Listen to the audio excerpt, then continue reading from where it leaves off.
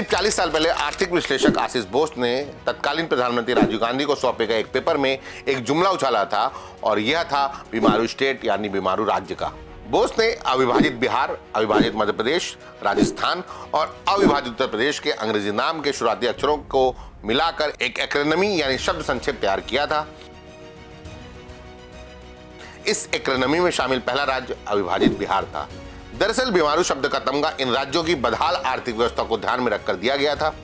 गौर किया जा सकता है कि ये सारे राज्य हिंदी पट्टी के तो हैं ही, देश की सबसे बड़ी पंचायत लोकसभा की 543 सीटों में से 204 सीटें यानी आधे से थोड़ी कम सीटें इन्हीं राज्यों से आती हैं। इसके बावजूद बीमारू राज्य के तमगे से ये राज्य पूरी तरह मुक्त नहीं हो सके और इन सब में सबसे बुरा हाल बिहार का है, जहां विधानसभा चुनाव हो रहे हैं।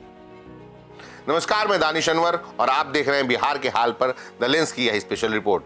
अगर आपने हमारा चैनल सब्सक्राइब नहीं किया है तो सब्सक्राइब करें और बेल आइकन जरूर दबाएं ताकि हमारी स्पेशल रिपोर्ट का नोटिफिकेशन आपको मिलता रहे।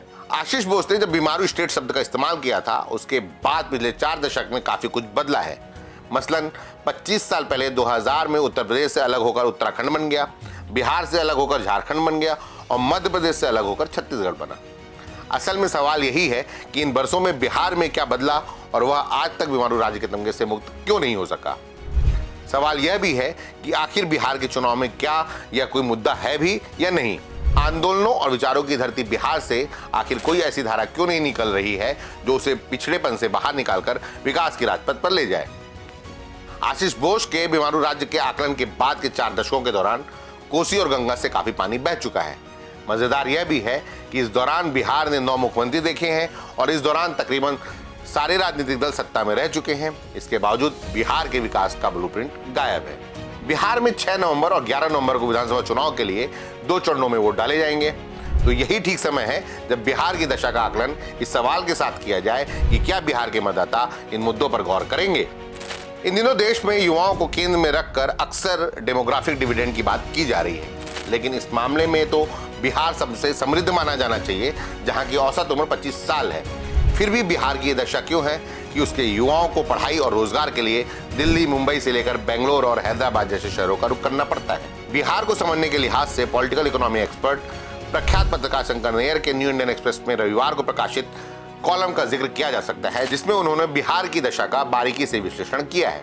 वह सवाल करते हैं कि आखिर बिहार क्यों मायने रखता है और फिर उसके जवाब में उनका आकलन है कि देश की सबसे बड़ी युवा आबादी बिहार में रहती है, जिसकी औसत आयु 25 वर्ष से कम है।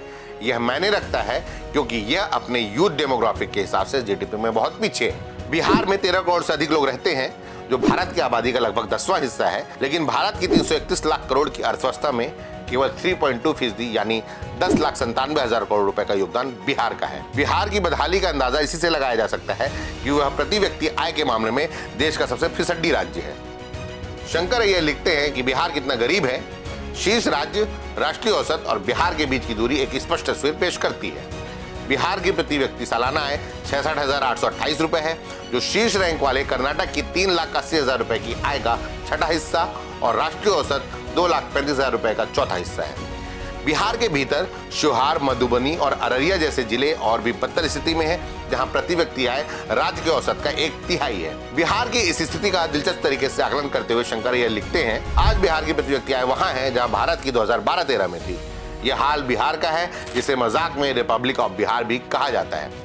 13 करोड़ 10 लाख की आबादी के साथ यह बिहार गणराज्य मेक्सिको के साथ 11वां सबसे बड़ा देश होता है, जिसकी जीडीपी 18 खरब डॉलर है, लेकिन लगभग 125 अरब डॉलर के साथ बिहार जीडीपी रैंकिंग में 7वें स्थान पर इक्वाडोर और प्यूर्टोरिको के आसपास होता है। जाति की जकड़ में जकड़े बिहार की कमान बीते 3.5 दशकों से सामाजिक न्याय पर चलने वाले राजद और जनता दल यूनाइटेड के मुख्यमंत्रियों के हाथों में रही है।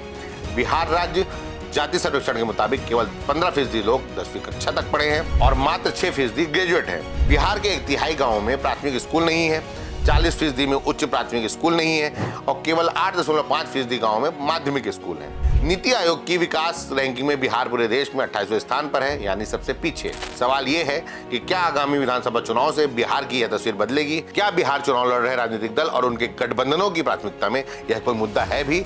और सबसे बड़ा सवाल यह है कि क्या मतदाता वोट डालते समय इसे ध्यान में रखेंगे? हमारी यह रिपोर्ट आपको कैसी लगी? कमेंट कर बताएं। धन्यवाद।